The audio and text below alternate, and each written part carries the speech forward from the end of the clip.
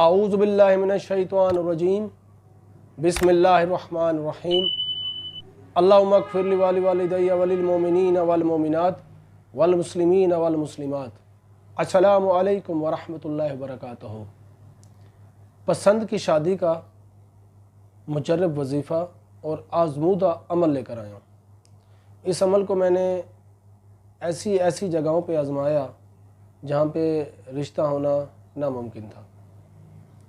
کئی جگہیں تو ایسی تھی وہ کہتے تھے کہ ہم مار دیں گے لیکن اس شخص کو رشتہ نہیں دیں گے، اور کئی جگہیں ایسی تھی کہ ہم اور اس کمی کو رشتہ دیں۔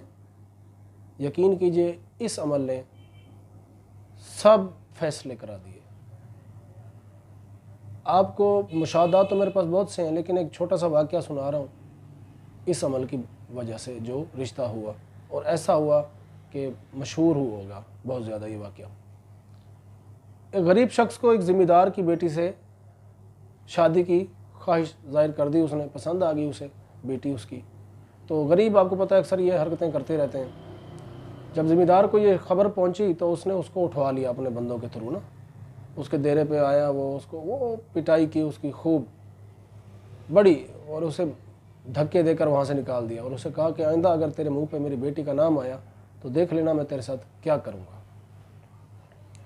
چند ہی دن گزرے، اس ذمہ دار کی بیٹی مینٹلی طور پہ ڈسٹرب ہو گئی،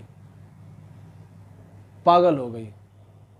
وہ بنا بتائے، بنا پوچھے، بغیر پردے کے گھر سے باہر نکلتی تھی اور چل پڑتی تھی رات دن۔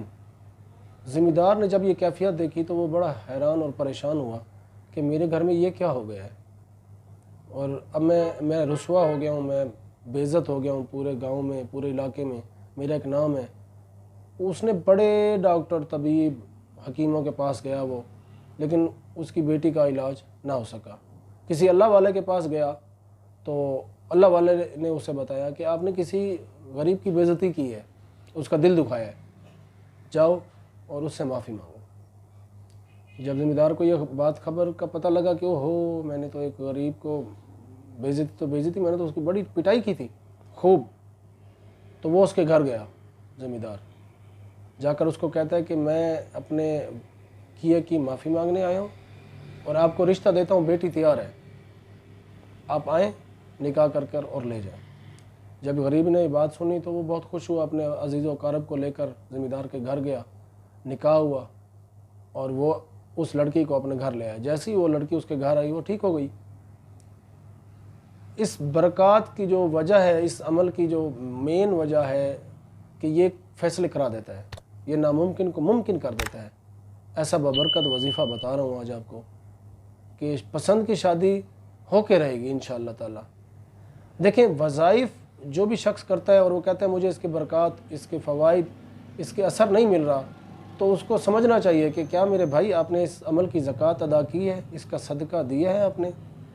صدقہ اور زکوٰۃ اور ہدیہ ایک ایسے ہے جیسے ایک انجینئر بہت بڑی بلڈنگ کھڑی کرتا ہے، اس میں دن رات محنت کرتا ہے، اس میں اپنا دل لگاتا ہے، اپنا دماغ لگاتا ہے، پھر جا کے ایک بلڈنگ کھڑی ہوتی ہے، اور اس میں جو رہنے والے ہوتے ہیں وہ کہتے ہیں بس ہم کچھ بھی ادا نہ کریں اور اس گھر میں آ کر رہ جائیں۔ ایسا نہیں ہے۔ جیسے قاری قرآن ختم کرواتا ہے نا، قاری قرآن، تو اس کو کبھی کوئی سوٹ لے کے دیتا ہے، کوئی جوتا، کوئی اس کو ہار پہناتا ہے، کوئی ہدیہ دیتا ہے۔ ویسے ہی وظائف بتانے والا جو عمل آپ کو دے رہا ہے اس نے محنت کی ہوتی ہے، اس پہ اس کا مجاہدہ ہوتا ہے، اس کے تجربات ہوتے ہیں، اس نے اس عمل کو، اس کی تاثیر حاصل کی ہوئی ہوتی ہے۔ تو وہ اگر آپ کو بتا رہا ہے تو آپ کا حق بنتا ہے کہ آپ اس کے ساتھ تعاون کریں، یا پھر آپ اپنے علاقے میں صدقہ، خیرات، زکوٰۃ اور ہدیہ دے سکتے ہیں عمل شروع کرنے سے پہلے۔ پھر عمل آپ کریں گے تو انشاءاللہ تعالیٰ اس کی برکات، اس کے درجات، اس کی تاثیر اتنی ہوگی کہ فوراً سے، جلدی سے آپ کا عمل اثر کرے گا اور آپ کا کام ہوگا۔ عمل ہے سورۃ تغابن۔